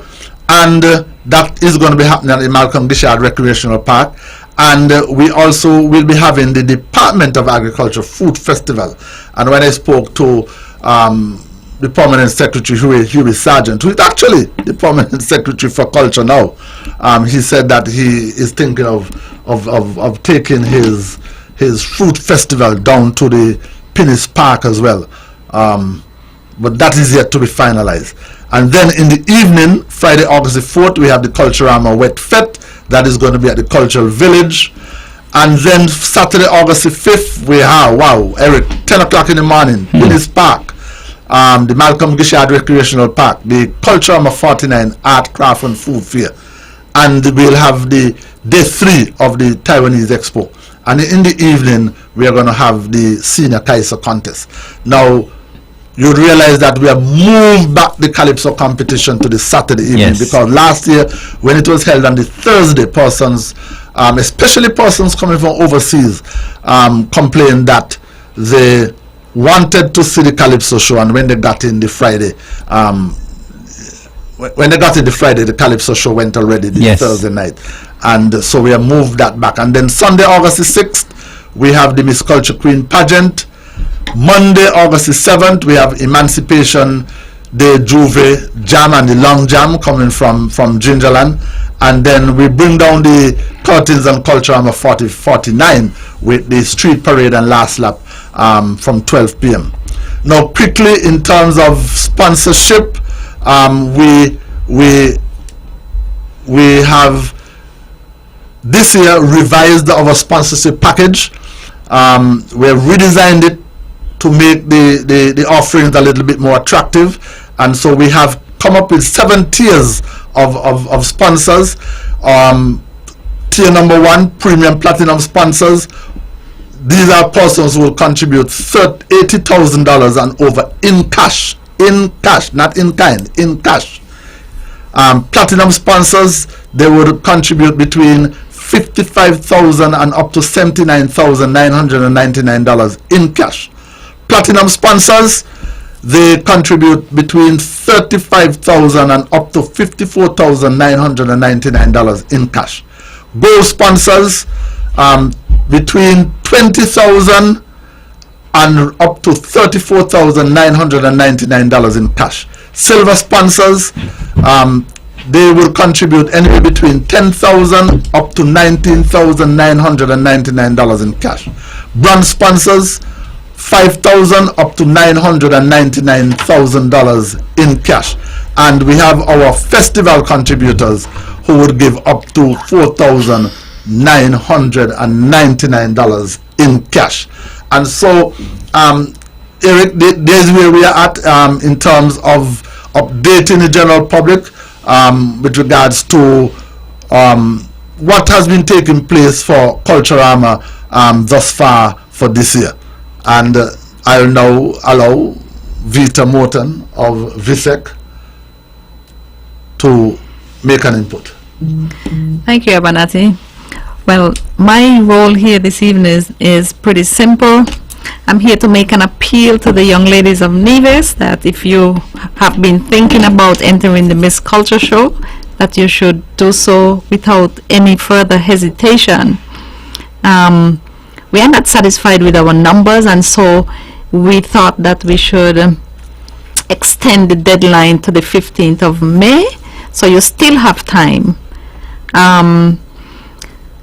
I would like to get some feedback though on what is preventing persons from doing their application in a timely manner. I would like to get some feedback from the public. I don't know about what has been your experience over the years. Well, generally, the young ladies are somewhat tardy in filling the application forms. But this year we have decided to give some added incentives, and so probably you can speak to the added incentives that we are offering.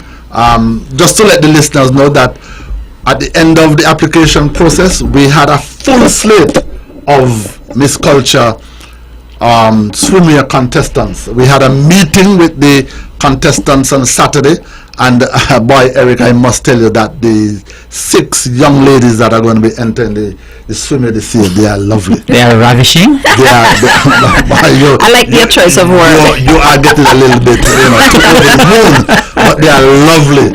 And so we met with them on Saturday, and it's going to be a good show. Some lovely young ladies. I am longing to see them in their swimwear. Wow. They're going to set the cultural complex on fire. Fire come July the 31st. Sounds good. And so, but we have not had a full slate for the Miss Culture contestants as yet. We have contestants, but we are looking for a particular number. Maybe they were waiting for you guys to come on the program this evening. Yes. And so we are also looking. We also have some persons who have applied, and we have accepted the applications for the Mr. Cool, but we are still looking for 1 or 2 more. And so I will allow Vita to make that pitch. Well, I don't know whether or not you have heard, Eric, but we decided this year that we needed to change up things a little bit. We thought that speaking about Mr. Cool and having it like a talent show would kind of put certain men off. Because, I think in Nevis we generally see talent as singing, dancing, drama. And if you think that you're not skilled in any one of those areas, then, that show is not for you. So this year we thought that we should add a new dimension. We have removed the beachwear segment, and we have replaced that with a physique segment where the guys, nowadays I think guys are very proud of the way they look. The and ladies as well, the gym. Right? We found a lot of young people in the gym. Guys now seem to be very proud of, being buff, and I think the ladies have an attraction for those guys as well. So we thought that it would be wise to add that segment. So that's going to be our first round. Good. We are going to. So that's a physique round. That's a physique round. Okay. You come out and you do like a posing routine, and you do all them sorts of stuff where you have like a front view, a side view, and a back view, just to sort of encourage those fellas who are in the gym. And so for those who are listening, I want them to make note that we have changed the criteria for what used to be known as the talent segment. We have now changed it to the professional skills display segment. And you might ask, what is that? Professional skill display? You choose a career and you decide to just act out something in your career, be it carpentry, be it disc jockeying, be it an electrician, a plumber, an agriculturalist, be it a chef, and we are advising people to use pros to kind of bring over your professional skill display in a lively and entertaining manner. So, and then we have the GQ segment. We've decided this year to remove the interview segment. I think too often the shows end up in anticlimax. So we've decided to remove that segment so people don't have that fear of going on stage and not having a poor interview. Yes. So we think I think normally, not cutting you, but that interview segment is the one that brings out the most nerves in any of the contestants. Yes, and we feel happy. And you can actually see it on the night. Yes. How nervous the contestants are. Definitely. So we decided that for this year, since we want to change the whole since we want to change the entire criteria for the show, just give it a different slant and let's see where that takes us. We are hoping that after tonight, guys will be ringing off the hook at the Culturama Secretariat and let's get on with practicing and preparing for the show. So I'm assuming that the participants that have already registered are aware that there's a shift, there's a change in terms of the outlook for the show this year. Well, we are trying to get the word out. Okay. I think Abonati posted, we have a flyer out. Yes. And we have decided to dub it Mr. Cool Reimagined. Okay. I don't know whether or not you've seen it. I have seen it. But and we've made some rounds going to the gyms. We've spoken one-on-one with a few potentials. Some people, they ask who else is going in. So I don't know. Some people, maybe people can convince their friends to go in. It might make it a little bit more comfortable for them. But and some people are waiting. Some people are waiting for next year when they come out because of the big Culturama 50 celebrations. But our advice is not to wait for next year. Precisely. Because next year the competition would be greater. And you never know, because people always want to wait until the next year. But if you wait until next year, you may have 10 persons who are interested and you need to have an elimination. Exactly. So you may not make it. You may not make the cut. You may not make it because there will be so many people to choose from. So the appeal is out. I hope that people would be encouraged. And people have to see themselves as ambassadors of the country. Yes. Young people, this is your opportunity to showcase Nevis, basically. I don't know if Abonati got anything else to add. Well, just to let the listening public know and persons who are interested in signing up for the Mr. Cool, you could probably give them the incentives. The prizes, the cash prizes. I was just about to ask that at least persons might want to know. I think we had an increase in the preparation fee this year. Okay, so what we're looking at this year for the Miss Culture Queen pageant and the Mr. Cool and the Miss Swimwear, we have the preparation fee for Miss Culture is $8,000. Up from? Well, it was $8,000 last year. Okay. Well, it was $7,500 last year. Okay. And I think we added an extra $500, and so that is going to be $8,000 this year. But what we have done this year is that we, the committee, will be paying the chaperones. So formally, when you got that $7,500 or $8,000 out of that preparation fee monies, you still have to go and pay the chaperone. Okay. And so what we have taken away that burden from the contestants. So you're going to be increasing the spending power of that $8,000. So you're saying that you're going to be paying the chaperones separately. So in essence, I did ask you up from what?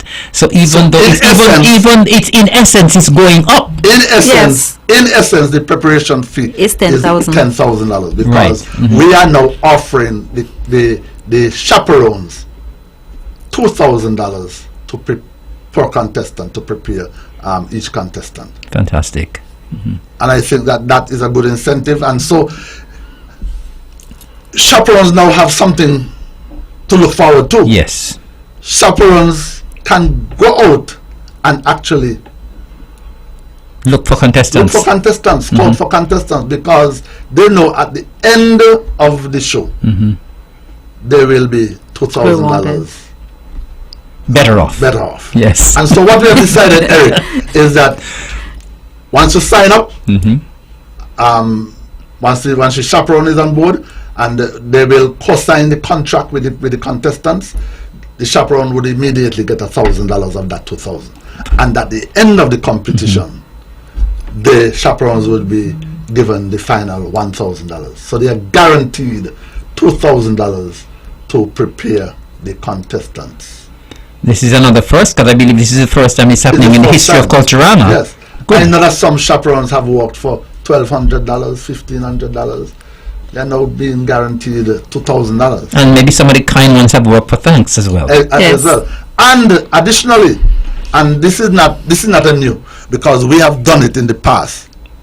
We are offering an incentive to scouts. So if Tom Jones walks down the road and see a lovely young lady on a Friday afternoon, shaped like a Coke bottle, and thinks that young lady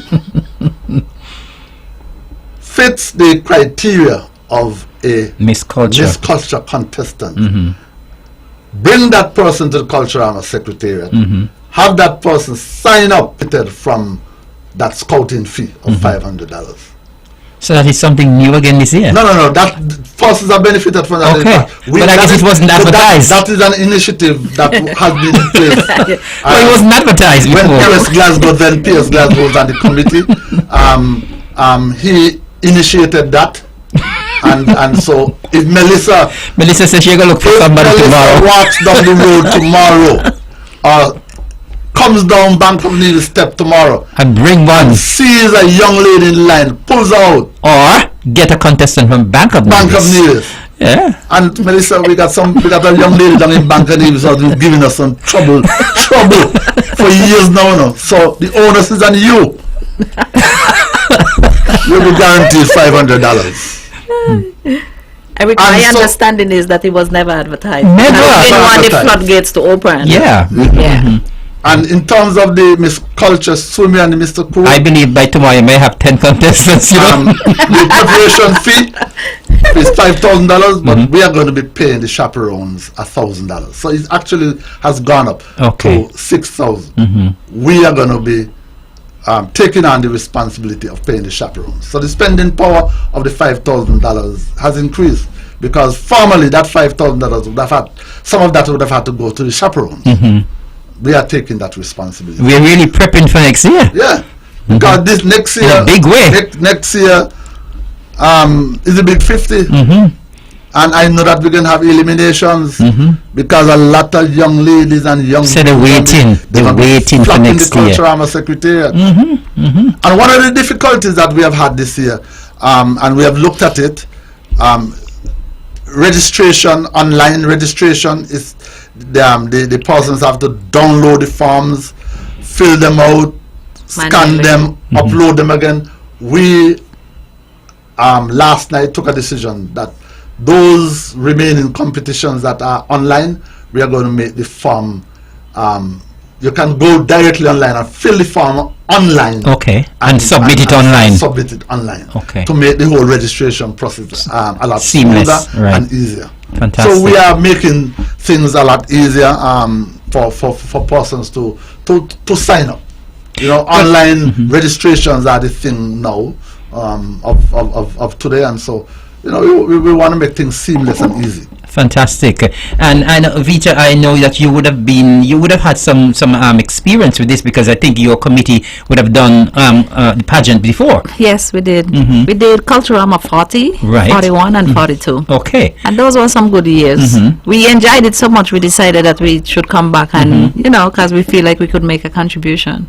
Fantastic. So we are looking forward to you and your committee putting on some exceptional pageants again this year. Yes. I mean, I spoke about the Miss Swimwear and the 6 ravishing contestants, and so I'm hoping that by the next time we hear from you, we will have 6 fantastic, phenomenal Miss Culture contestants too. And Eric, just to outline the cash rewards for the Miss Culture. Yes. So the winning prize is $15,000 for the winner, $11,000 for the first runner-up, $9,000 for the second runner-up, $4,500 for the non-placers, and each contestant will get 2 complimentary tickets to all events for Culturama 49. Ambassador for throughout the year of our reign. And about you can do a lot with $15,000, yeah. She would also get an opportunity to represent Nevis locally, regionally, and internationally. Cash prizes. There is a sponsor that over the years who has given prizes, actual fridge and stove, and can't give a car. We maybe. Don't start to promise anything, eh? Do not start to promise anything, eh? You'll be in trouble. Once you promise, people don't forget, eh? I'll keep that in the locker. People don't forget once you promise, eh? So. Free gym membership for 1 year. We also have that, and an opportunity for personal growth, because there are some training sessions that we are going to interview, speech, and a lot of personal developmental sessions that we are going to be organizing, and so. Of course, you get an opportunity to win some money, yes, to win some prizes, but it's just an opportunity for you to grow personally as well. And of course, you'll be able to of course, mesh with so many other persons as well. You get an opportunity to meet a lot of other people. So it's not just you entering the show and being on stage. And I think we have gone past this stage where our young ladies now are afraid to go on stage, because, I mean, when you look at them on the streets during the parade, the young ladies are not afraid anymore. Well, Eric, we need to find out what prevents them from, they're not making afraid applications. Can we get some feedback? Can you ask callers to call in to find out? Tell us what prevents you from going online and filling the form. Well, I know by tomorrow, I have a feeling by tomorrow you'll have the full slate. But anyway, we are just about 12 minutes before 10 o'clock, and we are with Mrs. Vito Morton and Mr. Abonati Liebert. They are part of the Culturama committee, and we are talking Culturama 49 tonight. If you have a question, if you have a comment, anything you want to ask, if you anything you want clarified for Culturama 49, you can feel free to call in. We have another 11 to 12 minutes to go, so our numbers are 869-469-1616 or 1700. Feel free to call, ask a question, anything. If you want to give a comment about Culturama, if there might be something about we have a call online.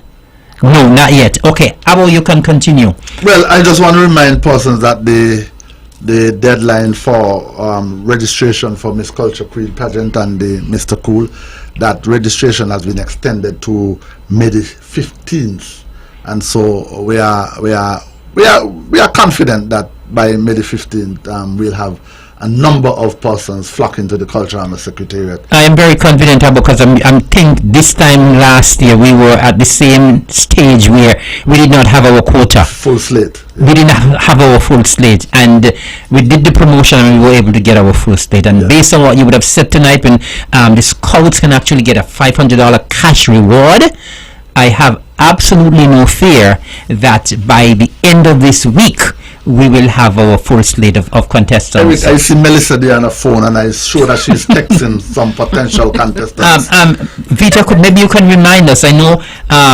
normally you have a number of in terms of segments for the pageant. Maybe you can remind us what the segments will be for this year, for potential contestants who will be going to the contest to the Culturama Secretariat tomorrow to sign up, or those who will be signing up tomorrow or the following day. Maybe you can remind the potential contestants what I think that is important. Yes. When we consider that tourism is one of our biggest sellers for Nevis, we figure that people have to go out and research what the island has to offer. So the ambassadorial speech segment, that would be the first segment. Well, if we exclude the icebreaker, okay. So this would be the first judged segment, right? And then for the swimwear, that would be segment number 2. We decided to bring back the swimwear because that, if the winner were to go overseas, the swimwear is a compulsory segment. I like the idea of the swimwear because we have to start getting comfortable within ourselves. And I like the idea that the singer Rihanna from Barbados, you notice she has taken modeling to another different level. I mean, it doesn't matter your body size. You just have to be confident and make things according to the contours of your body. Right. So we've brought back the swimwear. For the third segment is the performing talent segment. That is no stranger. We know what is expected in the talent segment. And then the final segment is the evening wear. The evening wear will have part A, that you come out and you model and you do all those nice things in the beautiful gown. The contestant will not go backstage. We are just going to do the interview one time. Once the interview is completed, then the contestant leaves and go off stage. We find that when the contestants have to come on and parade in the evening gown and go backstage and come back for the interview, it's like a build-up of tension. Yes. So that is how it's going to go. And I'm actually looking forward to having a good show. Well, I am looking forward to having a good show as well. But one thing I must ask you about, and I know a lot of the times, especially persons who coming from overseas or persons who watch online, they always complain that the shows are too long. I think we have a track record of our shows ending before 12 o'clock. I don't know how many people remember that. So, are you bringing that track record back this year? We're bringing that track record back. Our shows are going to start at 8 o'clock, and before midnight, we promise to have that show completed. Abo is watching you. Abo has a track record of our shows ending before midnight. All of them. Fantastic. Because what we normally do, we have a lineup. We ask our contestants to be there at the park by 6 o'clock. And I'm hoping you're still giving that incentive of all who are early, give them some extra points. I don't know. Well, we're starting off our contestants with 20 points. And for every activity or meeting which you are late, you lose 1 point. So you go into the show based on how disciplined you have been. Fantastic. I love that. Following up. So once on show night, people are so disciplined that we didn't have a problem with people getting there on time. We had one mishap where I think that the contestant actually forgot one of the pieces that was needed for the icebreaker, so we had to wait. But outside of that, we've been pretty good in getting people disciplined. So the shows will start on time and they'll finish on time. I am very happy to hear that, because that is the age-old complaint we get every year. Over the years, I think the committee or the subcommittees have been a bit guilty, because you're sitting there and you're waiting for people to come. But because people don't think that the show going to start late, they deliberately come late. Right. And so you need to surprise people. And if you tell them you're going to start 8, start the show on time. And then it's up to them who comes up at 9, shows up at 9 and 10 o'clock. You have missed part of the show. Part of the show. And that is what is going to happen again this year.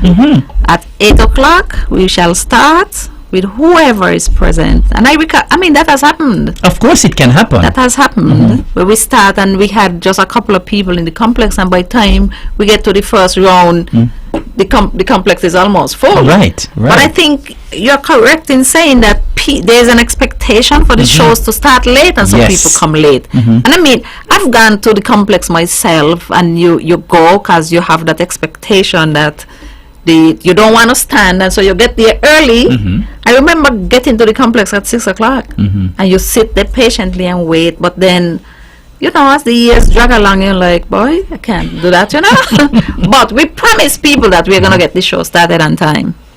That sounds excellent. I have a commitment from my committee, and we understand that, and that is what we're going to work towards. That sounds fantastic to me. Well, we are running out of time. Time is running, you know, when we are discussing things and things are getting a little juicy. The time goes by very, very quickly. But it has been so good having you folks here tonight. I wanted to give, Vita, I wanted to give another plug to encourage persons to come and sign up for the Miss Culture Queen Pageant and the Mr. Cool. You don't have a full quota for that as yet. You do have a full quota for the Miss Swimwear. So I want you to give another plug as the chairperson of that pageant's committee. Well, I would like to appeal to our young men and women who are listening to sign up for Culturama and help to make Nevis proud.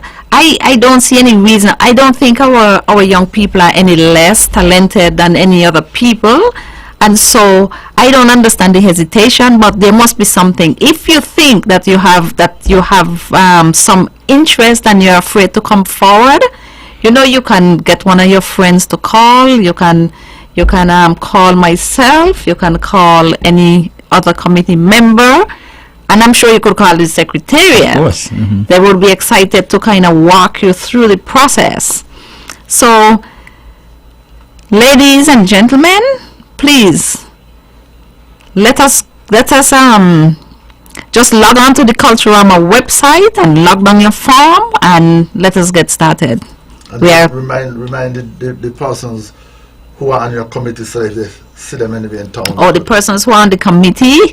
I think everybody should know Sherry Gager from the hospital and myself. You can find me at Expectual, and I think everybody knows Expectual. We'll be happy to help. We'll be happy to provide you with encouragement. So please download the form. Or you can go and look for Abu. You can even look for me as well. Right, Abu is right on the main road in Gingerland. You could find him there. I'm sure you wouldn't mind, Abu, people showing up at your house. But you can always find the secretariat in the heart of Charlestown, in the Cotton Ginnery Mall. Fantastic. Abu, final words? Final words. I just want to, Eric, say a big thank you to the Bank of Nevis International, who last week Friday committed a major sponsorship to Culturama 49, 50 and 51. We entered into an agreement with the bank for $100,000. They will be giving $100,000 to Culturama for this year, next year, and in 2025. And so I want to say a big thank you to the folks over there at the Bank of Nevis International and the main road there in Cotton Ground for coming on board and being the lead sponsor for Culturama 49. And in fact, today, inaugural panorama contest, which we will have as part of Culturama 49. So it would be the Bonnie or the Bank of Nevis International panorama contest. And so I want to say a big thank you to all of those persons at Bonnie who made this possible. Thank you very much. The banner struck up a good way to end the show. Abu and I would want to endorse that as well and say a big, huge thank you to the Bank of Nevis International for that extraordinary sponsorship. And I'm sure a lot more sponsors will be coming on board after they saw that last week, Abu. So I want to thank you, and I want to thank Vita for coming and sharing the information with us tonight and with the general public. And I'm sure, I am very confident that from tomorrow a lot more persons will be signing up. You may get more than the quota. And so thank you very much for coming and sharing this information. And of course, we are all looking forward to Culturama 49. Of course, it's a prelude for the big one next year, which is the homecoming Culturama 50. I want to thank all of my guests, Abu and Vita, and of course earlier we had Randy and Chevon from the Department of Agriculture. Thank you for listening to On The Mark tonight. Of course, you can catch the show once again tomorrow at the repeat at 1 o'clock tomorrow for the repeat of On The Mark. Of course, we'll see you next week, Wednesday at 8 o'clock for another edition of On The Mark. Thank you. Good night. God bless.